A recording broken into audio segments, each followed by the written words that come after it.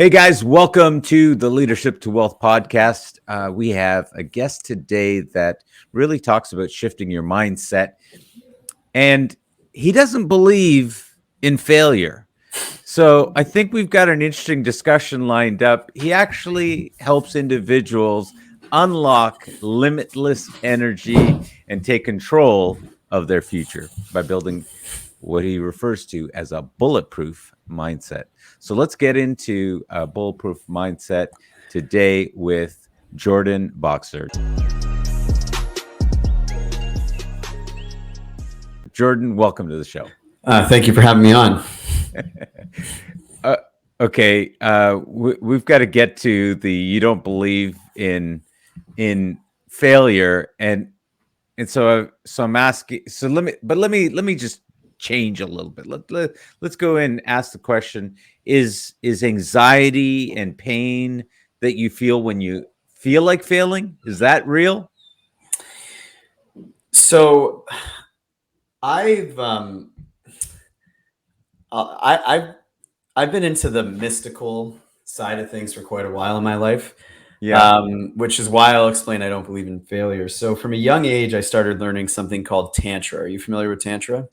I've heard the term. I can't say that I'm familiar with it. So most people, when I say Tantra, they think of Sting and having sex for 3 hours and, all that stuff Okay. generally. But really Yeah. what Tantra means is to weave. And in Buddhism and Hinduism, there's this idea of reincarnation. So in Yes. Buddhism, there's sutras, which is like the slow, steady path, and Tantra is like an express train. Okay. And the power in Tantra is actually alchemizing or changing negatives into a positive. Yes. So when somebody says, what is failure? I'm like, there really is no such thing as failure, because the darker moments you're going through, you can use those to grow into a brighter light. So I believe in the universe, there's no such thing as a positive or negative. It's all just different forms of energy. And depending on our own internal world, we can shift those negative things into our greatest learning experiences. And one thing I do when I work with people is I actually get them to highlight, like, what do you view as your biggest negatives in your life? So for me, for example, I'm 5'6". I hated being 5'6", especially as a man. And then I was like, well, what gifts were given to me because I'm 5'6"? Well, I had to learn how to speak better. I had to learn how to be confident. I can walk in a room and talk to anybody. And it just, you list them all out and you realize, wait a minute, there is no such thing as anything bad, because God or the universe will balance it with all equal positive gifts. So anxiety and depression to me are indicators that we're not living in alignment. And one of the best pieces of advice I ever got was from this Buddhist monk who's my mentor. He's a Buddhist monk and a PhD in neuroscience. And this guy's been a monk since he was 10. By the way, sorry guys, if you hear the phone ringing in the background, I'm in a very busy integrative clinic right now that sometimes patients call in. So he said the first step you have to do is, I am not anxious. There's just anxiety. I am not depressed. You start to detach the owning of those feelings and you just label them for what they are. And it allows you to have a different, a very Buddhist approach where you're not, you realize everything is transient, nothing is permanent. The only thing that's really ever guaranteed in this world is change, which again, now you can sort of have a different association to that anxiety and depression. So let's just see if I can give an example. So as I started off with, I received a notice and it said my power bill or my power is going to get cut off because because I haven't paid the power bill, and I'm feeling anxious about that, and I'm feeling like a failure about that. And you're saying, what would I do in that situation? You're saying separate it in by naming it. Yeah, so this is a great example because, once we perfectly balance this idea of not owning anxiety, then we're into Buddhahood or into enlightenment. So there's always that human experience we have to manage. And this is where, so the reason I call my business the Hardy Method is because I witnessed all these people in my life who to me have won at all aspects. They have successful businesses. They're financially well off. They have great family life. They're mentally stable. They have an appreciation and a gratitude. And there's a part in there called action. So H is heart focused, E is ecstatic, A is action based. So living in this world, you need to have action. So to me, somebody going through anxiety because of um, not paying their power bill, they have to now get into action to start changing those things. So it's like, look, this is where you're at. You've hit rock bottom. So you can have anxiety about it, or are we going to make something or an action plan so you can start getting out of this spot? Yes. Because the anxiety you're feeling is because you sort of, for someone to get to that level, they've probably had a lack of confidence in in all aspects of life to get to that point where they're not, paying the power bill. Yes. Yes. So that's where we sort of dig deeper and we say, why don't you have the confidence? Do you feel like an imposter? Do you not feel like you have the skills to really improve anything in society? Because if you have base level skills, somebody will pay you to do that job. And it's about us coming back and saying, let's now build the action plan. Let's see where you're gifted. Where can you add value? And you start gaining small wins. And all of a sudden, the anxiety doesn't exist anymore. Yeah. Well, I'll tell you, it's actually a true and not true story, because I received a text that said they're cutting off my power, and account ending this. I thought, I've not paid my power bill. How's that possible? And so I went online and realized that the numbered account was not an account that belonged to me, and I You've been I was paying like, somebody oh, else's bill? no. I Oh, realized that it okay. was a scam. They're trying to get me to click on the link to be able to. But it was interesting because in preparation for this video, because there was anxiety in that moment. I was like, there was flat out panic. Did I? What in the world have I been doing? Whose bill have I been paying? And so just thinking about that, it Yeah. just went off there, and it wasn't real. So getting into action, I hear very clearly what you're saying. So, and I try to distill these like ancient spiritual teachings into like real world examples now.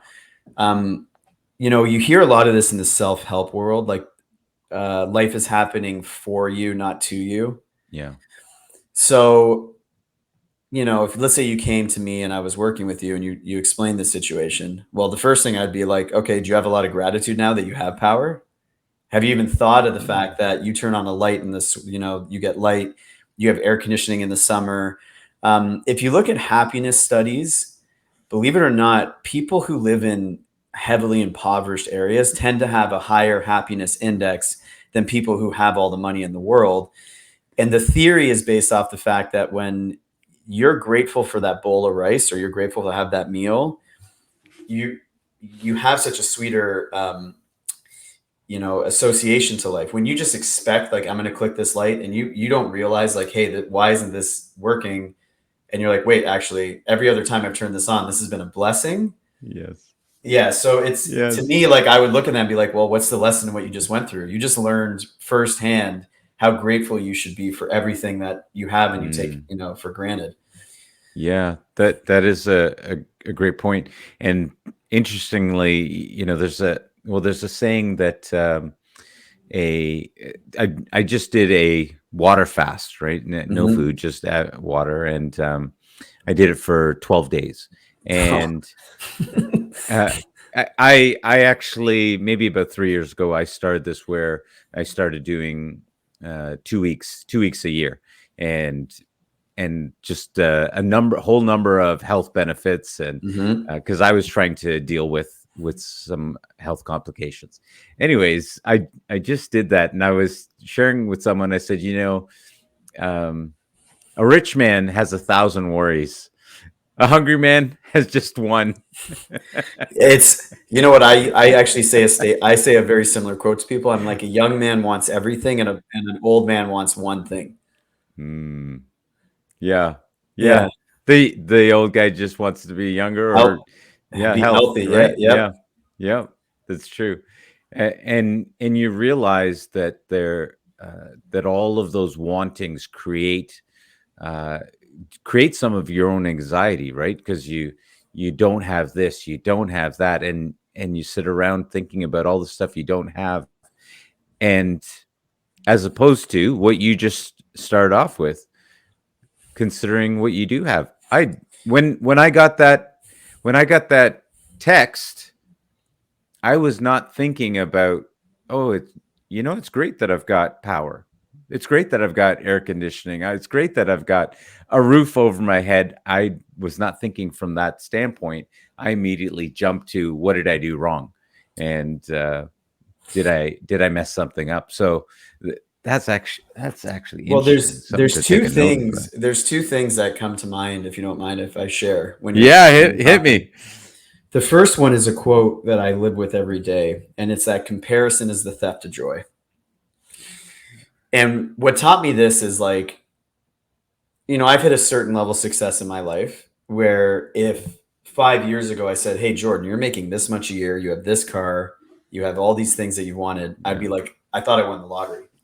But then what happens is, in my social circles, I have some of my friends who make, 7, 8 figures a year. And now I feel like a bum. I got a friend of mine who takes a private jet. Oh, wait, I only take first class or business class. I got, and my friend who makes, 7, 8 figures, he has a friend who's making high 8 figures a year. So he feels this lack. yes, And this idea that comparison is the theft of joy. And also, especially if you're a driven person, you tend to live in something called the gap mindset. So, anyone listening to this podcast who's focused on building wealth, you are a rare person who's always focused on, I don't have this, and you want to go get it. yes, That's really good for being driven. It's really good to find motivation. And that's why most entrepreneurs tend to be OCD, ADD, depressed type individuals, because we're always motivated, but we're never satisfied. And yes. the antidote to this is actually starting to measure backwards. So a very simple example I give people is, you had $0 in your bank account at 25, let's just say. And let's say your goal is to get to 100,000. And now you're 28 and you have 62,000 in the bank account. Or as a driven person, you're probably focused on that missing 38, not on the gain 62. Right, So right. what happens then is you immediately start to feel like a failure, even though if you went to 25-year-old you and said, here's a $62,000 check, you'd be so overjoyed. So it really, Right. this is why, the bulletproof mindset approach, or the idea that a lot of these ancient teachings try to tell us through different religions, is the world is really all about your inner world. It's an inner game. It has Yes. nothing to do with the outside world. It's all how you perceive everything that's happening in your realm. Yes. Yeah, that's a great point. And even how you described it about the gaps, I've come to realize, even for myself, I'm always going to notice the gap. And it used to create a lot of anxiety for me. Mm-hmm. Not good enough, not not doing enough, haven't, all of that stuff. And then I've been able to change it into a game of, I can see the gap, and now it's, do I want to do something about that? And Mm-hmm. now it sort of has become a game of, what's that next game that I'm going to play, realizing that I may never get to, I'm never going to get to filling in all the gaps that I see, but let's have fun filling in the gaps that I see. Yeah, I was at this. Have you heard of Genius Network before with Joe Polish? No. So I'm part of a group called Genius Network. There's two levels. There's the $25,000 club and there's the $100,000 club. Okay. And you have to be a certain level of an entrepreneur to get into the club, but it's a networking group and a Yeah. marketing group and a Yeah. Genius Network.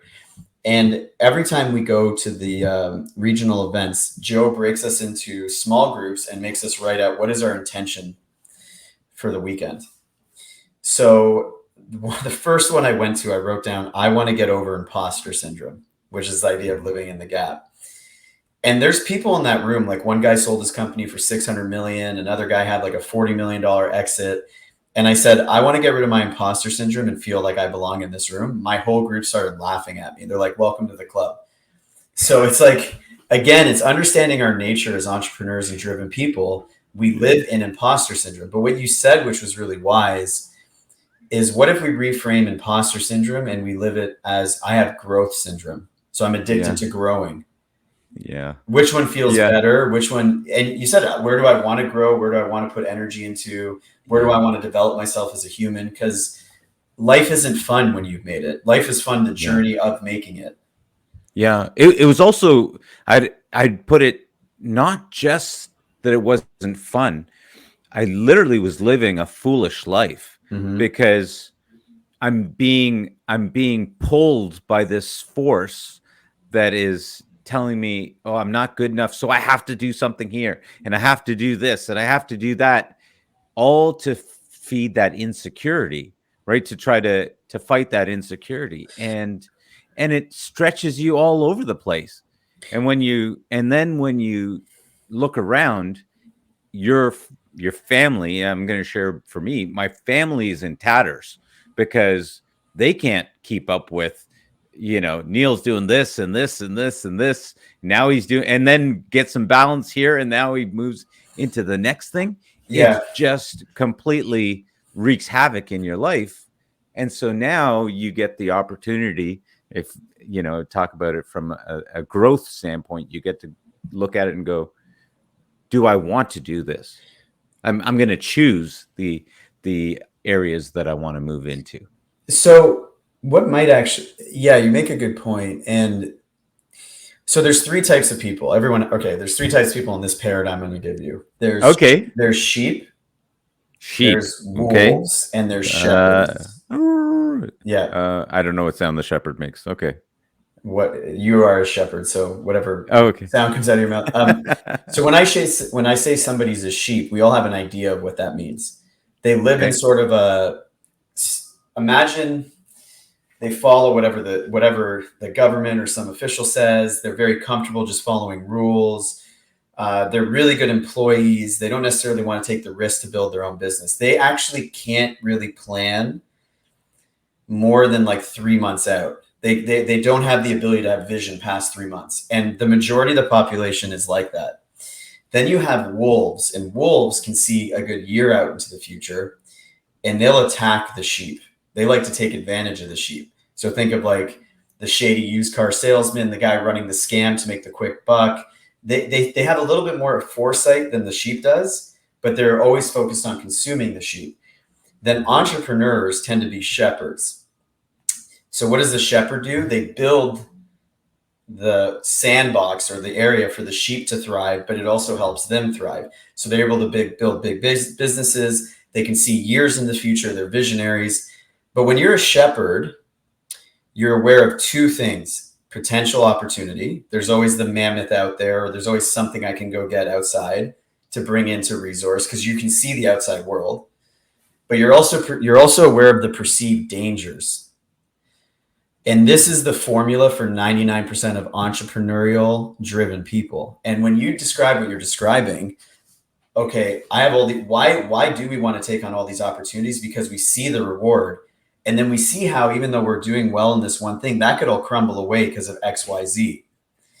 And only driven people understand this psychotic or like schizophrenic nature of ourselves, where why, when we fail, most entrepreneurs fail. This is why in my Hardy method, I have something called resiliency. Every successful entrepreneur I know has the story of like, I was broke. I lost everything, but then they still have the faith to go do it again. Whereas a sheep doesn't understand that. They cling on to their resources. They put a little bit in the bank. They're scared to invest because they can't see the opportunity. So we live in this weird world where we see all the dangers and we see all the opportunity, and people who aren't built like us are like, well, there he is again doing another opportunity that's probably going to fail. But we know in our mind, we're like, no, one of these is going to hit, and it's going to hit huge, and it's going to be amazing. But understanding that nature about ourselves, I find there's two types of people that have this the most, or three: C-level executives, entrepreneurs, and high-performing athletes. And when I find I speak to any three of these people when I'm working with them and just allowing them to understand that nature about themselves, it is almost like an instant anti-anxiety pill, because they're like, wait, I'm not alone. Yeah. There's other people built like me. We're just rare. So everyone makes us feel like we're broken, but I'm not. And I can walk pridefully knowing I'm part of this small percentage of the population. And this is where the most interesting visionary types live in this type of world. This is why Elon Musk has billions of dollars and is still motivated to go do the next thing. Yeah. Yeah. I think there's a challenge in there for someone that's being a leader. Where they're driven and they're trying, there's something that they're trying to figure out for themselves, right? Mm-hmm. There's that piece there where you're trying to just get to know yourself a little bit better. You're challenging yourself to can I figure out this next step, this next piece, that part, that opportunity? And but then there's this other part where you intrinsically see the need for who you need to be for other people. You just realize that somebody has to go first, and you might have spent some time in your life waiting for somebody else to lead you forward, and nobody shows up, and you realize somebody has to go first. But again, to even have that mindset, you have to be a Yeah. shepherd. Mm-hmm. And that's why, to me, entrepreneurship is the biggest spiritual experience. Yeah. Because you really have no one to blame but yourself. You have no one to fall back on but yourself. Yes. We all know the entrepreneur wants to blame every single one of their staff members for not doing something properly. And really, it's like, you're drawn to take on this venture. You have to be prepared to have the resiliency to go through the ups and downs. Yeah. And also be able to check in with yourself and recognize, am I being the one that's a little crazy right now, or is this really a problem with somebody else? And Right. yeah, it's look, there's a lot of gifts to us being in this mindset, but there's also these drawbacks. And the more you become aware of them, I think the easier it is to work Yeah. through them. Yeah. Actually, something interesting. I was just speaking with a new investor person. I actually said I want to have them on the show. They're in the process of buying their third investment property, and I said, "You're not new by any stretch of the imagination when you consider that most people never buy a single investment property." So Mm-hmm. I said, "The fact that you're about to buy your third, you should absolutely be able to share that." And she was saying, "Oh, it's really hard." And I paused her for a second, and I said, "Think of what that word means. Hard is a word that's used to describe something physical." And I said, "You're using a word that's for something physical to describe something that has isn't physical at all. You're talking about a thought, a feeling." And I said, "So you're trying to give it these parameters when in fact that feeling can be changed. You can look at things differently, and if you just remove that physical description, it'll allow you to move on." Well, yeah, and it's also understanding stress. So, again, in my Hardy method, not to sound like I'm just plugging the same word, but No, this is great. the E is ecstatic. Are you ecstatic about what you do? So every single successful person I know, I coached one billionaire, like big billionaire, and he's in his 70s and he's still ecstatic about what he's doing. So he has Love this it. energy to keep going. He just pushes and Yeah. pushes and pushes and pushes. And there's two types of stress. There's eustress and distress. So when you're in distress, that's where you feel like this is hard. I don't want to do this. I'm stressed out. My heart rate's going really high. I feel like I'm being attacked. Eustress is a stressful situation, but it gives you joy. So do you do any activities like martial arts, or do you have any like physical hobbies? I have done martial arts. Yesterday, I took on all four of my kids. Okay. So, Let me correct that. They took me on, and I was just trying to survive. So well, okay. So I don't know. That could be a stressful or distressful or eustressful. But let's say, like, it was great. It was let's great. say We you had a love great time. basketball. Let's say you love Yeah, basketball. yeah. When you play basketball, it's stressful, but it brings you joy. It's eustress. Right. Let's Yes, I say get that. I hate running. I hate running. I personally hate running. Running for me is a very stressful situation. I have no joy in it, but I can go to the gym and I can throw weights around for an hour and I get joy. Yeah. So Is it difficult to go to the gym? Yeah, but I don't find it hard because I get enjoyment out of it. Yeah. It's difficult and hard for me to do a run because I absolutely despise it. Yeah. So when you're talking to people, again, this whole idea of the inner game, there's a principle that we get taught um, in Genius Network called ELF, easy, lucrative, and fun. And the people who tend to have very high levels of success only work in any project that is ELF to them. Is it feeding my soul? Do I find that I'm making an impact? Can I make money on it? And do I have fun? Because when you carry that energy with you, it's going to give you an extra gear or two. That's somebody who's like, let's say I started my career in sales. I love cold calling. When I say that to people, they're like, what do you mean you love cold calling? I despise it. Who's going to have more success? I will, because I Oh, like it. yeah, absolutely. It's the same amount of effort. I got to pick up the phone. You got to pick up the phone. We're going to do 100 calls a day. But if I get that little charge every time I pick up the phone versus somebody who gets a little negative charge, I'm going to bury them in the long run. And you can find there's one of my clients is she's a vet tech, and she's debating to be an entrepreneur. And I'm like, well, do you enjoy training dogs and walking dogs? And she's like, yeah, I love it. Put all your energy into that, because then every day it's going to feel like exciting to you, and you can make a lot of money because you're doing something that brings you a lot of joy. Yeah. And that's, again, when I observe everyone around me that's done really well in life, they have that constant thing of ecstatic. They're ecstatic about what they do. And that's how we can get carried forward. Rental properties I have no interest in rental properties. I could go do it, but like looking at the market and trying to figure out where the best place it is and to renovate the house, I'm like, I don't want to do this at all. When Yeah. I think about building a brand, like I built this brand, Designs for Sport, which is a supplement brand. I can spend 12 hours a day doing it because it brings me joy. Yes. Yeah. Well, it's funny because what you just described of real estate, I don't like that part either. Right. Yeah. But and I always share with people, hey, if those are the parts you love, then by all means. I'm I'm like, I'm a husband, father of four.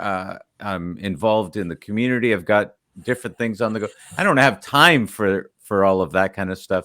I just realize it's a great opportunity, and there are ways to leverage Mm-hmm. money and time and these sorts of things. And I have this thing about real estate because I grew up in a two-bedroom apartment with five people living there and 1,000 roaches. Actually, there's probably 10,000 roaches, but who knows? No. Yeah. I get what you're saying. Right. So there's something there intrinsically about being able to go and look at that and go, oh wow, that's amazing. Or to have a renovation done and then to see the Yeah. transformation. There is something Look. beautiful about that I've met somebody for who me. sold his tech company for like 30 mil. He doesn't own a single piece of property. Yeah, I This love it. is this is what I mean. Like, but then there's other people I know who are similar to Physical you. property. Yeah, he doesn't own. He owns a lot of Yeah. liquid cash and stuff. Yeah. But there's Well, people who are like, I know some people who was like, I bartended back in the day. This bartender, she bought her first triplex and the second triplex and the third triplex, and she put all of her tips in it. And that was in Toronto back in the early 2000s. I am sure she yeah. is sitting on millions of dollars now. Yeah. And she got joy out of like finding these triplexes and filling them with tenants. And Yeah. Yeah. Providing a great place and to all of that goodwill, and there's this profit at the end. mm-hmm. But here's an interesting question I have for you in what you're sharing. What drives me crazy is that, and you just talked about easy, lucrative, and fun. As much fun as lucrative as it is, it drives me crazy that I have not found easy as yet. Like I've got the mindset that what I'm doing is easy, but I'm like, comparison, here's comparison for you. You sit there and you go, how is it that some people have this just innate ability to build a business and super easy, and everything I've found that I've had to build, I've had to build with effort and work. Gee. And now I will say it does get easier as I've gotten older and you learn different things. But I'm curious, especially for as someone who's coached high level net worth individuals. So I'm going to try to use language that I'm everyone. stealing Elf, by the way. I No, love no, it. yeah, go ahead. Just credit Joe Yeah, Polish. yeah, Or Dan Kennedy, I think, came up with it. But so there's a theory that I've now to myself proven over and over again. I'm not going to say it's a fact, it's a theory, and it's a lot of people accept it. Our personality really gets formed between 0 and 7 years old. yeah, And we build these subconscious beliefs that we're not fully aware of. yeah. Are you familiar with Pavlovian dog response? Absolutely. Yeah. So I had an athlete I worked with Yeah. who is a genetic freak. And he's top 10 in his sport. And he won a fight that should have given him all this confidence in the world. Instead, he got worse. Why did he get worse? There was a story he built when he was young that all of his value would come out of athletics. And if he fails, no one's going to be around him. So when the stakes got bigger, the fear of failing got bigger. So when Yes. we clear Yep. that, all of a sudden now it opens up the world for him to take it on in a lot better of a place. So if you want, how much time do we have right now? Uh, it we got at least a half hour. Okay, so Your call. if you're open to this, we can go in. If you're comfortable doing it on air, we can go Ooh, all in. right, We can go all right. into where you have this weird belief that success means hardship versus Oh, success is easy. yep. Okay, so Yeah, I'm gonna get you to do a little bit of breath work just to get into your body, if you don't mind. yep. Okay, so let's just close your eyes, and I want you to breathe in through your nose. So 4. Ladies and gentlemen, if he hypnotizes me here, please somebody come wake me up and save me later. No, All I'm right. gonna give you my wire info soon. Okay, so breathe Okay. in through your nose. So 4, 3, 2, 1, and then out through your mouth. 4, 3, 2, 1, and then in through your nose. 4, 3, 2, 1, and then out through your mouth. 4, 3, 2, 1, and then in through your nose. Breathe deep. Expand your belly.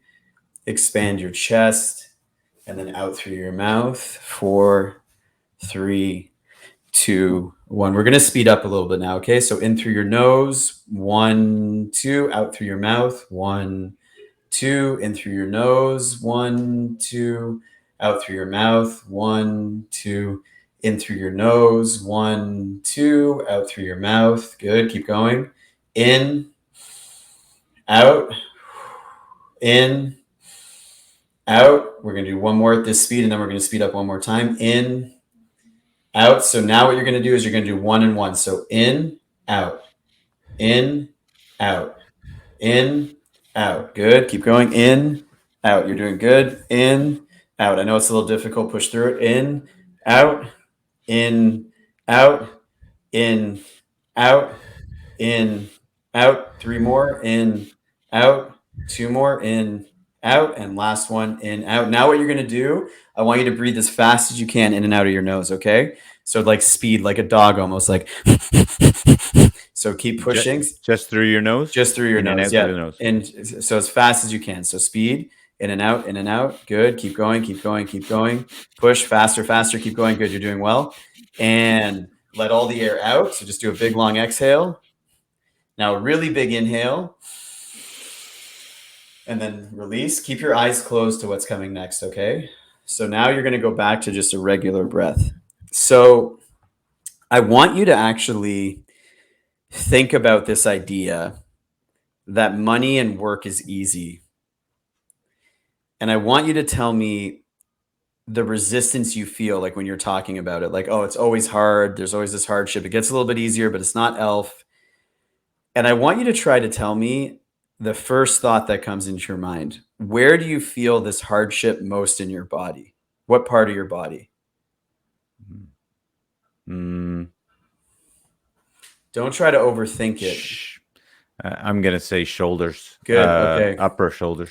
Perfect. In your upper shoulders. Now, again, I don't want you to overthink this. What color do you see? What's the color of this feeling? Oh, the color of the feeling? First thought. I don't know, something like a purple or blue. Good. Purple, blue. What's the shape? Seriously, um, just come with me. And what's the shape? something like a circle or Perfect. So you have this purpley blue circle, sphere, sitting in your upper shoulders. What's the temperature? Is it hot or cold? mm, I don't know. I'm not feeling any First, temperature. first thought, hot or cold? Uh, yeah, hot. Hot. Okay, good. And what's the texture of this sphere? Is it sharp, smooth? Oh, the texture, as in the feeling of the fear, or Yeah. the No, the feeling of the uh, sphere, of the circle. Yeah. oh, it's hard. Hard. Good. So you have this Yeah. bluish, purplish circle that's hot and a hard surface sitting on your shoulders. I want you to really pay attention to this and focus on it and really explore all aspects of it. Now, again, I don't want you to overthink this, and this is hard because you're quite a quick thinker. What are the emotions that you feel coming from this shape? What's living in this shape? Um, anger, fear, Yep. something like overwhelm, Good. something like not strong enough, It's something like mm, like almost like the juggernaut in X-Men. You're going against it, right? Like this never-ending thing that you're never going to be able to get through. we're going to talk about that in a second. Uh, s- something like trying to pull you back or push Okay. you down. Suffocating. No. Okay. So I want you to sit with this anger, this fear, this thing pushing you down, and really feel the emotion that's sitting in this shape. Now, Mm, the next part coming up, again, don't let your mind run. okay. How old were you the first time you came in contact with all this? What was the age you were at? Oh, the the the earliest or the time that I remember this most distinctly. Time that you remember it most distinctly. How old were you? I was about 16. Okay, good, perfect. Who was with you? My mom. Your mom. And what was Sorry, happening? mom. What was happening? My mom was yelling at me, um, telling me that it was that life was hard out there, and Mm, you think it's easy. It's not easy. It's hard. Were right. her exact words.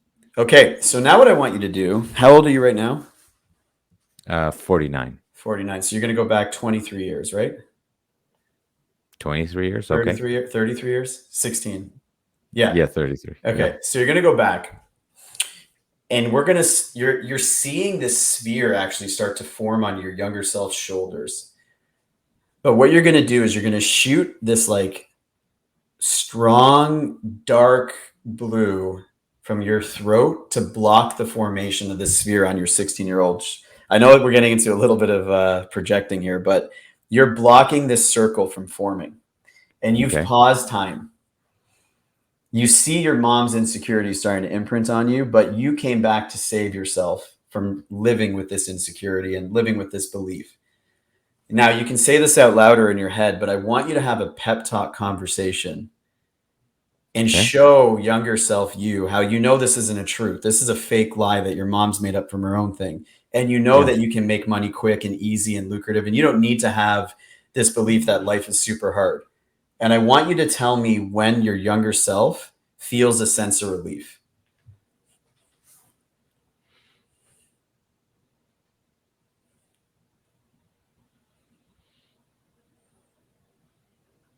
Let him resist you, let him speak to you, and you're going to almost come as like a father to your younger self.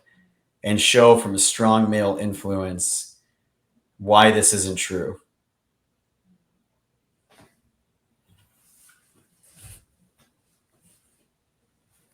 Hang on, I got some dual characters going back and forth here. Good.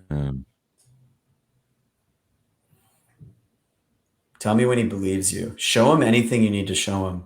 Any example where you are with your life, all the wealth you've been able to build, the family you have, the relationships you have. Show him.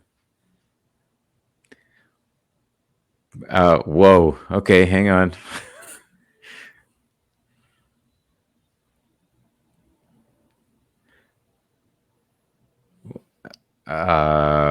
What the heck? Is he resisting you? No. Did you go younger? He's the younger self is in awe at the moment. Good. Perfect. So now what I want you to do, he's in awe. He's going to stay behind you.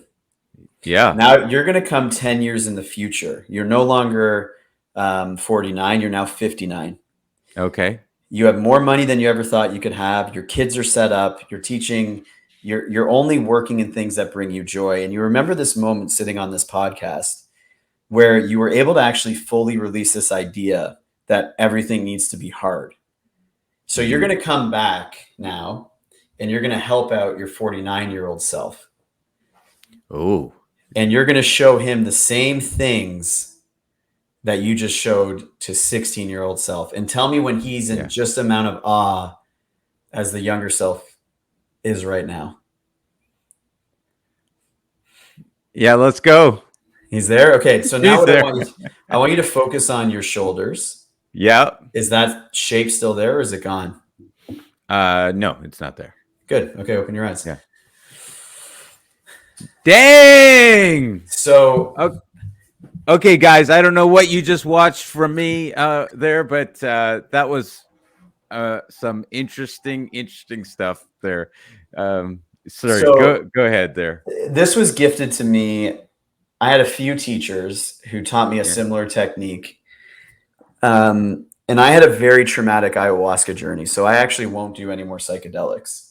Yeah. But through the breath work that we did, we can have psychedelic type experiences by going into our energy body and removing these charges. So you made up a story at 16 that life had to be hard because that's what your mom said to you, and your mom was your idol still back then. Mm-hmm. Instead of going through life thinking everything's easy, this imprint, this trauma from your mom's life imprints into you. So we can go back in time and rework this. And then what we can do is we can go forward in time using the law of attraction and rewrite what your future is going to look like. Yeah. And look, I would love to tell you that one charge and it's done, but you make good movement every time. Just we have so many of these charges that are holding us down. And what's interesting is normally I say go to the first one, but you're like, oh, this one popping up from when I'm 16. Yeah. So that had to get cleared first before we can go any more back in time. Any further? Yeah. I it's interesting. I actually do something similar on an ongoing basis. Anytime I notice something come up, I try to. One of the things about water fasting is you have a whole bunch of things. Your mind is just screaming at you the whole time. And so being present to it and learning to listen to it, and though the value of that for me is massive, because you learn to listen and go, what are you actually saying? That's not happening right here. Where did you come up with that? Because I know that my brain is accessing something from the past. And so I've done this journey for years now where you're going back and addressing it. But what was different about this was not just taking my adult self back there and looking at it and saying, well, if I was an adult in that situation, what would be like? But that conversation there that just sort of happened, trying to go back and forth, I actually felt like, what would I feel like if I'm now looking at me saying, hey, this is what you've done. in the future, and as opposed to somebody coming and saying, "Hey, you could do this in the future, and this is what it could be like." I was like, "This is what I've done," Mm-hmm. and that was that sense of awe because the kid couldn't understand that was even possible, Right. No, and and this is Tantra 101. Taking taking negative charges, we yeah, transmute them into something lighter. Like when I did one psychedelic journey and I saw physically what, like, I can't explain. I don't know if have you done a psychedelic before? no, Okay, no, so I was sitting in a meditation super deep and I saw this big um, bluish white energy around me. And I saw it going like this, like fighting, didn't know what direction to go. yeah, And it showed like you can either take this struggle and throw it and go up, or you can allow it to take you and you can go back down into a hole. And mm, when we talk about transmutation and alchemizing things like turning lead into gold, all these are really metaphors for turning our negativity into positivity. So whether it's Kabbalah, Tantra, Buddhism, Hinduism, mystical Christianity, like they all sort of preach the same thing of like you can find gold or heaven on earth, mm-hmm, um, is what I believe. And these hard moments can give a really potent charge for you to turn into something positive. So we just took a hard moment where your mom told you, "Oh, everything's hard." You went back in time and you amped up your younger self, showing how well you've done. You've now taken that charge and you use it as fuel to push yourself forward. mm, very interesting. Yeah, Yeah. So we all carry these. I did a 45-day stint where I did this meditation twice a day on things, and I killed certain abandonment charges. But yeah, it's a lifelong game. Like this is sort of the lifelong game yeah, about yeah, alchemy, right? yeah, So, yeah. but over time, you start to have a better appreciation because you're like, wait, so like I lost my wallet. I thought I lost my wallet um, on Sunday night. I was in Gatineau. I was at Nordique Spa, Oh and I go and I yes. put on my pants. I'm like, shit, where's my wallet? And right away, it goes into fear. Like, So somebody just told me I need to check out that place you 2 days have to. ago. You have Okay, to. okay, It's amazing. okay. And I'm with my girlfriend, and she's like waiting for me to get angry. I think because most people would lose their mind. And in my head, I'm alchemizing it as I go. Okay, well, what are you going to do to solve this if you don't have your wallet? Well, you have your passport. You'll go to the bank. You'll get a card. Maybe you'll meet somebody new. Oh, you get a new number, new credit card number. So all those old dirty charges you don't want are going to get cleared, and you start to alchemize the negativity as you go. So what you do is once you start reworking these negative patterns, then they're with you in the present moment or more present. Like there's going to be some disaster in my life that I'm still going to go into a negativity. But Right, the closer you get to realizing there really is no negative, you right. can quickly alchemize as you go, which is why I get every single one of my clients to watch a movie called Going Home. It's with Ram Dass. Do you know who Ram Dass was? No. He was a very well-known spiritual teacher, known for giving these amazing lectures, and he had a stroke in his later years of life. Okay. And I get people to watch it. It's 30 minutes and on Netflix because there's no more obvious example of the exact same thing can happen to two people and they respond completely different. You have this amazing spiritual teacher get a stroke, lose his voice, his ability to, like, everything he was building up in his own ego, and what he viewed it as, oh, it's bringing me closer to God, it's bringing me closer to home. Whereas somebody else is sitting there and being like, I have a stroke, I can't. And so that's an extreme example, but that's how we can handle. This is why, when you send me that message like, what is failure? And I'm like, there's no such thing as failure, is because if you look at these people who build this mindset, do you know Tom Platz? Do you know who Tom Platz is? Yeah, yeah, yeah, yeah, Quad Father. Okay, there's a yeah. video of him screaming at somebody where they're squatting. The guy drops the bar. He can't. This guy's a big guy. He can't even lift 135 squatting. He's exhausted.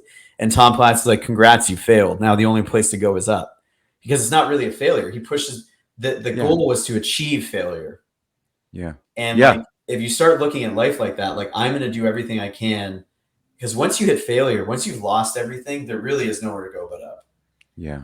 It's Yeah. just us, that journey of it is like, it's where we struggle and the ego fights and it doesn't want to surrender. And Well, I have to tell you that one other point you when we were talking and you mentioned the juggernaut.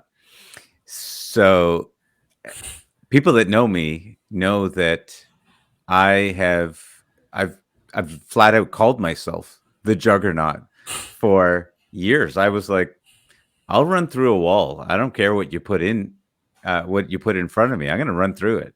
And I took on that. And you get run into some problem, I'm going to run through it, run through it, run through it. And thank you to COVID, because during COVID, I had some time to think about it. And I was like, you know what? I think I've had enough of running through walls. I'm not sure why I've looked at, I started realizing this idea of hard, and I was like, there's a door there. I'm still going to go run through the wall. And so I started shedding the idea of being juggernaut, and I was like, okay, what if I live in life being, easy and stuff like that. So when you just said juggernaut in there, it just kind of shot an arrow right through the moment. I was like, oh my goodness, he just hit that one. you know what freaks And me out? yeah, I don't know where the words come from when I'm working with. I'm not me anymore when I'm working through that with you. I'm in the moment with you. I have never once in any session I've done said juggernaut.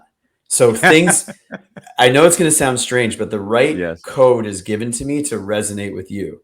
So right, when I'm in this moment with someone, it's like I'm given something, whatever you want to call it, is giving me the language that you need to hear yeah, to process your demons. I call it a yeah, demon. Like, it's not my demon. I'm able to sit here and work through your demons with you, but I just allow something else. And this is where it's like, it's weird. I can go and I can talk about a P&L and like, building investor yeah, decks and like speak in that world. And then it's like, yeah, I can also go in the hippie realm. It's strange, but yes, um, you needed to hear that juggernaut thing. That was the perfect metaphor for what you've been.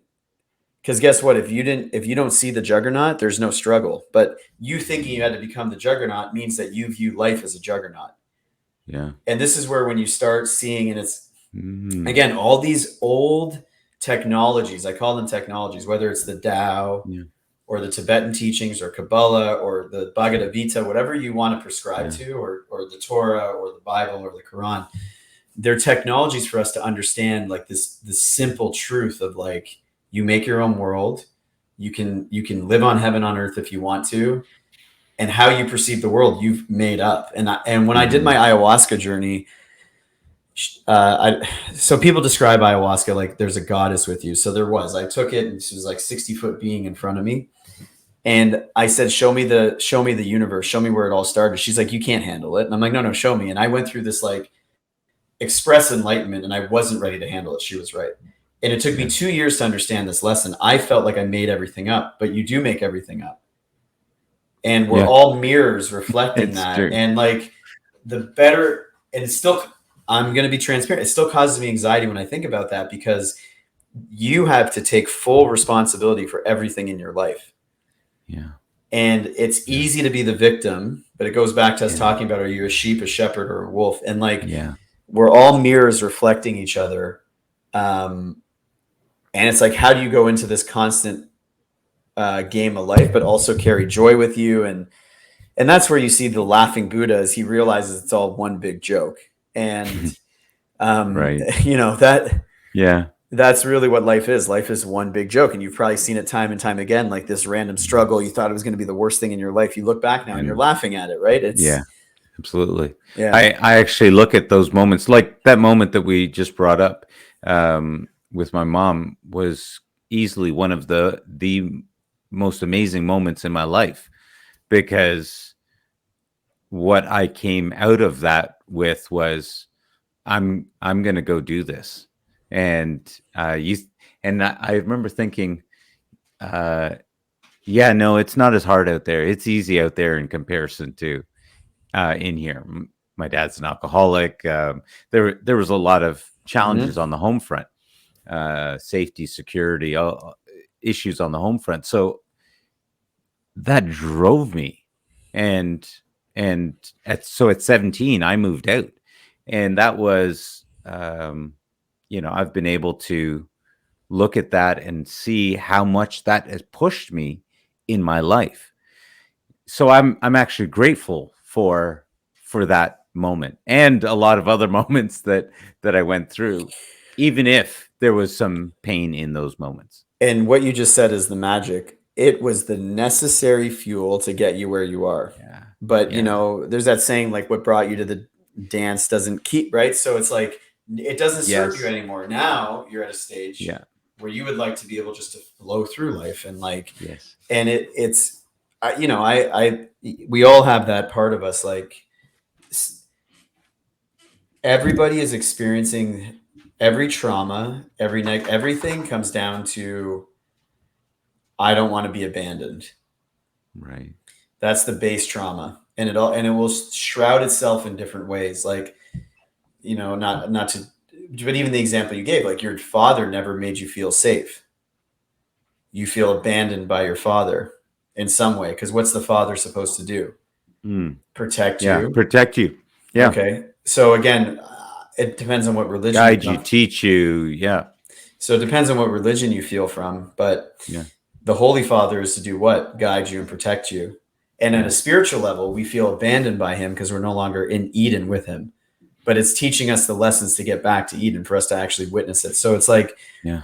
these stories that we get taught, these ancient wisdoms, they play really much into like where we are right now. And Well, yeah, I don't know. Anyways, that's where my brain goes. I know it's crazy, but no, that there's some really some very interesting wisdom in what you're sharing. And guys, that are, for those of you that are listening, I don't know if you've been able to follow along with where we've gone, to be honest with you, because it's clearly been a moment between Jordan and I hope that you've been able to kind of get something here. And because I can say I've definitely gotten something out of this. Um, just in that exercise, quite frankly, quite amazing. And uh, yeah, and I guess I'm going to encourage you guys, as w- different directions that Jordan's well, they're gone. like, how is Even this giving me wealth? Yeah, I know. It's yeah, you know, uh, there is something to realize when you're talking about building wealth. There is something to realize that we wealth is really on the other side of those barriers, and those barriers are almost entirely self-imposed. mm-hmm. And so being able to, and again, wealth is also your own definition anyways. So if we're just talking about money, then we're going to talk about, what do you remove, what barriers do you need to pull out of there, right? So I think, I know Or we're whatever wrapping it up. might be. I know we're Yeah. wrapping up, and I think maybe this could be a good story to share to summarize. So I was on a podcast called Camelback Recovery. It's a big Okay. recovery center out in Scottsdale for addicts. And you look at most addicts, and they're built to like be driven and want more. And there's a sense, there's one saying is like, most alcoholics are trying to find God at the end of the bottle. And um, we spoke about this idea of joy. What does it mean to be joyful? And Yeah. most people think joy is an arrival point when they have XYZ. So if you're like, hey, forget about XYZ. If I just handed you a pill that made you joyful, would you be okay with it? Yes. And a lot of people struggle, and they're like, well, no, joy's supposed to be the McLaren in the driveway and the super hot girlfriend and this and this and this and this. I lived in Panama for a while, and there was a man I met there named Roberto. And Roberto works at an organic farm that my friend owns. He's like 6'3", looks like a supermodel, super happy dude, has his amazing girlfriend. The guy doesn't own a lot of material possessions. He has enough power from the solar panels to power a little fan. It's like 40 degrees in Panama. This guy has a little fan to cool him down, and enough power to power his phone. He is the wealthiest person I know, because he makes his own food. He lives in nature. He's super happy, super grounded. Yeah. One of my mentors said there's no such thing as a posture correcting exercise. And this guy deals with NHL players and a lot of high level athletes. He's like, posture really is just a reflection of your mood. So if you're a happy person, you'll be standing high in posture. This guy has perfect posture. Yeah. He is the wealthiest person I know. Are there people who have Mhm. more money than him? Yes, and more resources, but he has found a sweetness in life that I try to emulate everywhere I go. And I say, you know what, if I lost everything, would I still be happy? And it's a hard struggle because of how we are brought up. But it's like taking that energy and saying, well, yeah, how can I now create that perfect life that I want? And, you know, honestly, I want to have a nice car because I enjoy getting in it and ripping around, but not to be so attached to it where it's like the nice car is going to bring me joy. And it's so hard to explain this to people who are starting to build wealth. They think that's the escape plan, but it's not. It really amplifies who you are. So if you're and it's funny, the people who are happiest where they're at tend to be the richest people I know because they end up just like creating the wealth. It's not like they're desperately chasing every single dollar. It's something else. So Yeah. Wow. Jordan, I got to say, you're not just a guest. I'm going to put you in that circle of I feel like friends with you. Thank you. And mutual. I now I want to ask, what what are you what are you up to? What are you moving into? What do we need to, guys? In the show notes, we're going to have links for Jordan, so you'll be able to learn more about him. But what are you excited about that you're looking at? It's funny. I even now, like my business partner, she's like my operator. She takes care of everything. It's like, you're a success coach now. I've resisted coaching for so long. Like, to me, I've sort of worked in integrative medicine and was the number one sales rep at a supplement company. Then I started this brand with that supplement company called Designs for Sport. And that's like my day job. But I'm being pulled more and more into this realm because people are like asking me, like, I teach breath work and I do, I've been living in this world. So I guess I should probably have a more clear and concise answer, but really, there's two things that I get lost in the moment. It's coaching people and doing podcasts. So I love doing this type of stuff and seeing if I can Yeah. help people move through difficult times and get them to see the beauty in life. And so that's what I'm doing. And you can find me on born underscore Bokser on Instagram. My website's jordanbokser.com. And then my coaching Instagram is Hardy Method. That's my coaching brand. So I do that, and I also run Designs for Sport, which, if anyone wants, we have NSF for Sports supplements. So any athlete of any level can take our products, and we really do have the highest quality of stuff, like cleanest ingredients, most absorbable. So those are like the two places you can really find me. Oh wow! And Yeah. we didn't even get into any of that side I of. know that's been a passion for a decade. Like, I'm Yeah. a very big natural health advocate, and taking Yeah. responsibility over the why in the Hardy Method is youthful, and it's both physical and emotional youth. And I think if you don't have that physical youthfulness, it's really hard to have the emotional youthfulness. Um, Wow. yeah. So Amazing. I'm gonna have to share some more stuff with you off camera. sure. That is amazing, guys. I really want to encourage you to go check out everything Oh, man. on Jordan. And just give yourself a little bit of space with the thoughts, with what we've shared, even if it's not in your wheelhouse. Just give it a little bit of space because there's definitely years, decades of wisdom in what he's sharing, and I can Well, share thank you. from personal experience. I can tell you that. So, Jordan, thanks so much for coming on the show. I really appreciate being here. Thank you for having me. All right, guys, that's a wrap. Thank you for joining us on this week's episode of the Leadership to Wealth podcast. And on behalf of Jordan and myself, Neil D'Souza, your host, we'll see you next week.